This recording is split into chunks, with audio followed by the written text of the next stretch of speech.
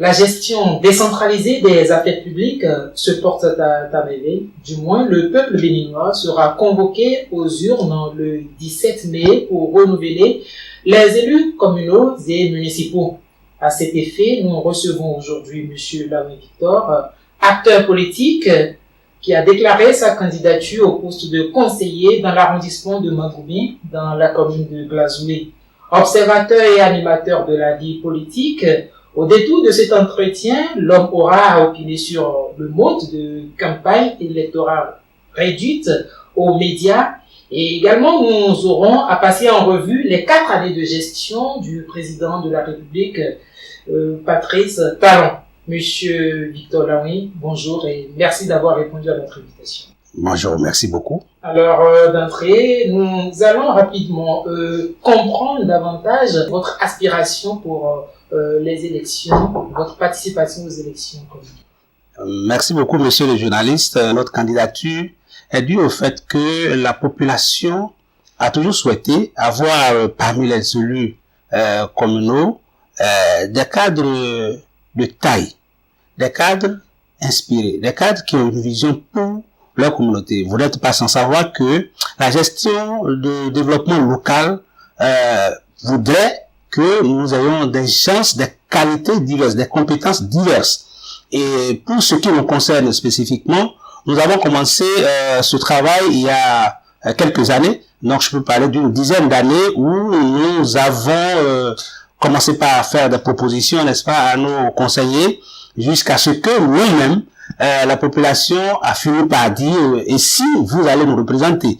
Donc nous avons accepté l'appel de cette population. Cet appel a eu pour résultat en 2015 notre élection au niveau du conseil communal de Glazoué. Alors deuxième mandature pour ce qui nous concerne, parce que nous sommes à la 4e mandature pour l'ensemble de la décentralisation, nous ne saurions abandonner une population qui voudrait avoir des cadres, n'est-ce pas, je dirais, de notre calibre, parce qu'il en existe, et il fallait y avoir pour un débat franc et coopératif et constructif.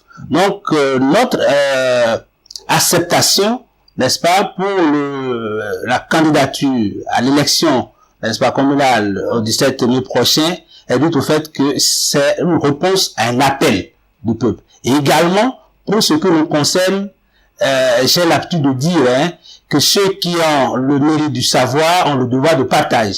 Nous avons hérité de nos populations, ils nous ont permis d'avancer. C'est aujourd'hui le moment de leur montrer qu'est-ce que nous avons appris et où est-ce que nous voulons les conduire.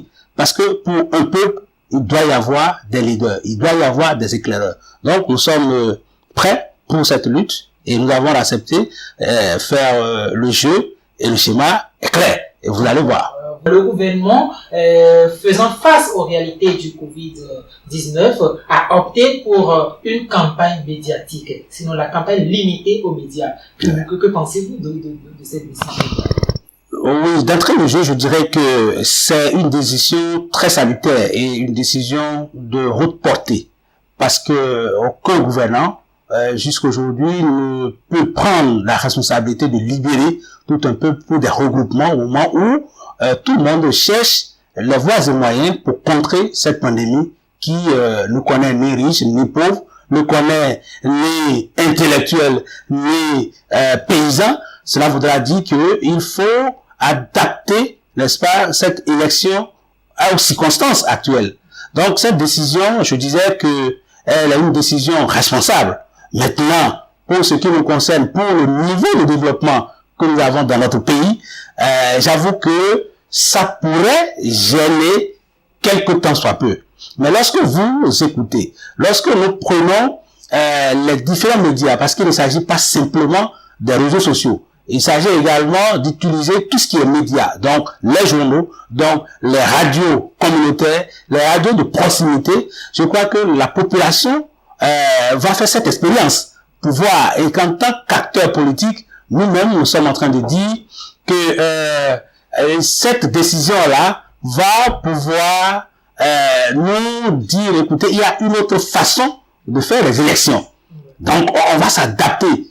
Mais cette adaptation nécessite à ce que toutes que les partis politiques se réorganisent autrement, pour que la population comprenne réellement que le rythme a changé. Il faut pouvoir alors s'adapter à ce changement. Et ça, c'est de notre devoir de leur expliquer. Et je crois qu'avec la pré-campagne, avec également le développement des médias aujourd'hui, tout le monde est au courant qu'on ne devrait plus se retrouver à plus de 10. Ça veut dire qu'il faut respecter, n'est-ce pas, cette décision pour freiner cette pandémie.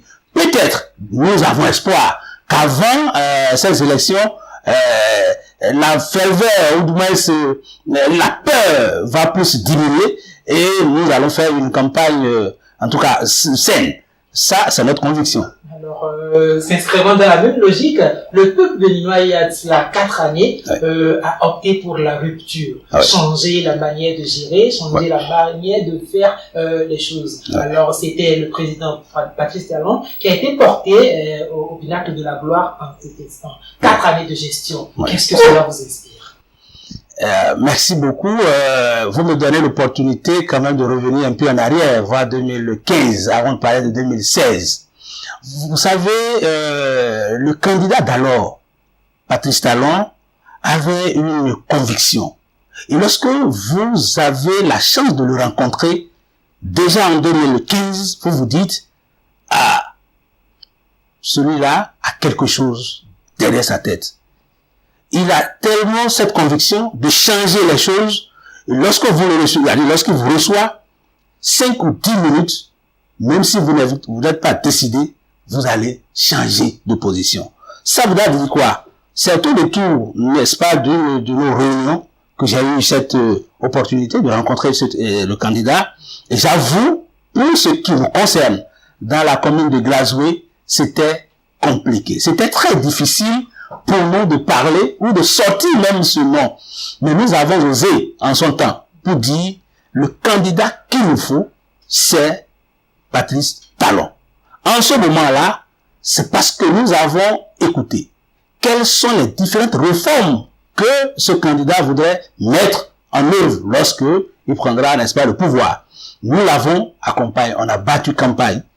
Et notre candidat, qui en son temps était pris comme quelqu'un qui est venu au pèlerinage, il connaissait pas la politique, il pouvait pas, et tout le monde s'acharnait contre lui, et contre nous aussi qui avons osé, n'est-ce pas, appeler ce nom. Nous avons eu le résultat. Alors, le premier discours, n'est-ce pas, à Porto-Novo, il disait ceci, je suis prêt, tout de suite. J'étais sidéré. Au niveau de Glazoué, au niveau des collines, en général, c'est d'abord la subdivision, n'est-ce pas, de nos départements. Ça, c'est un acte que personne, aucun de nos dirigeants d'alors, depuis 60 jusqu'à nos jours, n'ont osé poser. Cet acte, subdivisé, n'est-ce pas, les départements de 6 à 12, ça réduit assez, n'est-ce pas, de difficultés de nos populations. Lorsque nous le disons de cette manière, les gens se disent, mais c'est quoi? C'est juste un décret qui a fixé, mais ils ne s'en rendent pas compte, n'est-ce pas, du trajet que faisaient nos populations avant d'obtenir les actes les plus banals. Aujourd'hui, vous avez la possibilité d'avoir votre carte d'identité en 2 jours. Lorsque vous êtes de Glazoué, vous êtes de Banté, de Savalou, de Versé ou de Savé. On parlait, n'est-ce pas, de Glazoué, c'est les bidons jaunes. Glazoué, c'est le jaune. Et quand on parle de jaune, c'est d'abord les bidons. Mais je suis très heureux qu'aujourd'hui, n'est-ce pas, l'UP a pu prendre pour couleur favorite le jaune. Et là, vous allez comprendre plus tard. Ce n'est pas un hasard. Alors, je parlais de l'eau. Aujourd'hui, lorsque vous allez à Glazoué, en tout cas, plus de bidons jaunes, comme auparavant. Et là, c'est, le mal a été pris à la racine. La racine, ça veut dire quoi? Tant les eaux de surface que les eaux souterraines ont été prises en compte pour des projets structurants. Vous avez le château qui est là. Aujourd'hui, nous avons un projet, n'est-ce pas, qui est au niveau de l'IFO, donc dans l'arrondissement de la santé, qui est en train d'être mis en place. Ça veut dire que tous ceux qui travaillent dans la zone ont été répertoriés, à l'évaluation des dédommagements, tout ça c'est fait, c'est affiché. Ça veut dire que nous attendons simplement une validation du plan d'exécution au niveau du ministère. Au niveau de l'agriculture, ce qui est en train d'être fait, je ne parlerai pas de fragmentation, mais c'est la spécialisation des communes par rapport aux filières est un acte très majeur que le gouvernement a posé et que nous autres, nous sommes en train de d'apprécier. Et je voudrais également parler du projet PADAC, par exemple, sur tout ce qui est aménagement pour la riziculture au niveau de Glazoué, pour les produits maraîchers. La commune de Glazoué a bénéficié, n'est-ce pas, d'assez de projets dans ce cadre-là. Ce qui nous reste, c'est ce que nous appelons l'encadrement, n'est-ce pas, de ces paysans. Et ce qui est intéressant, vous allez voir que pendant les 4 ans, nous avons pu bénéficier d'un lycée qui est installé aujourd'hui dans l'arrondissement de Tio. Lorsque je prends le marché de Glazoué, ça c'est l'un des plus gros investissements du PAG. Dans la construction des marchés régionaux, Glazoué a bénéficié et les travaux ont déjà démarré. Les parties, les zones réservées, n'est-ce pas, aux marchés qui étaient occupés par la population, on a déguerpi. Tout cela, on les a recassés. Chacun a reçu un lopin de terre qui, comment on appelle, équivaut à ce qu'il avait et des indemnisations. Ça veut dire ce marché, d'ici 1 an, vous allez voir ce que ça va donner. Et c'est là que le retour sur investissement qu'on attendait au niveau de la commune, nous allons commencer par la voir. Parce que les ressources propres de la commune vont augmenter. Sur le champ politique, la campagne commencera le 2. Est-ce que vous êtes prêts?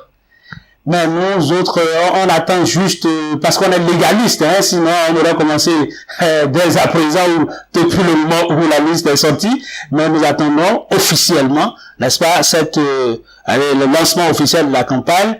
Et nous attendons également la distribution, n'est-ce pas, des autorisations de laisser-passer au niveau du cordon sanitaire pour tous ceux qui sont impliqués, tel que le gouvernement l'a dit d'ailleurs le mercredi passé, dans l'organisation. Nous autres, nous sommes candidats, nous sommes à l'intérieur du cordon, on aurait souhaité déjà être sur le terrain pour que le jeu soit franc et sincère.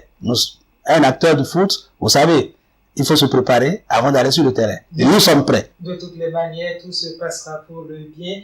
Et ce sera tout pour cet entretien que nous vous remercions d'avoir suivi. Chers internautes, renouvelez-nous votre confiance et vous ne serez jamais déçus. Merci à vous, monsieur Victor. Merci et pareil à vous.